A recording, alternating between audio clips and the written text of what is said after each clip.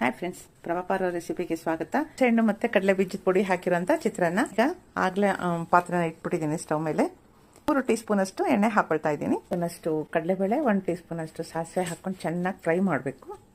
ಎರಡು ಹಸಿಮೆಣಸಿನಕಾಯಿನ ಸಣ್ಣಕ್ಕೆ ಸೀಳ್ಕೊಂಡು ಹಾಕಬೇಕು. ಈರುಳ್ಳಿನ ಸಣ್ಣಗೆ ಬಾಕ್ಸ್ ತರ ಹೆಚ್ಚಕೊಂಡಿದ್ದೀನಿ, ಅದು ಹಾಕೊಂಡು ಹುರಿಬೇಕು. 1 ಚಮಚ ಉಪ್ಪು ಹಾಕೊಳ್ತಾ ಇದ್ದೀನಿ. ನಿಮ್ಗೆ ರುಚಿಗೆ 1/4 ಚಮಚದಷ್ಟು ಅರಿಶಿಣದ ಪುಡಿ ಹಾಕೊಳ್ತಾ ಇದ್ದೀನಿ. ಫ್ರೈ ಆದ್ಮೇಲೆ ಒಂದು 5-6 ಎಲೆ ಕರಿಬೇವಿನ ಸೊಪ್ಪು ತಗೊಂಡು ಸಣ್ಣಗೆ ಹೆಚ್ಚಿಬಿಟ್ಟು ಹಾಕಬೇಕು. ಅದನ್ನು ಚೆನ್ನಾಗಿ ಫ್ರೈ ಮಾಡಬೇಕು.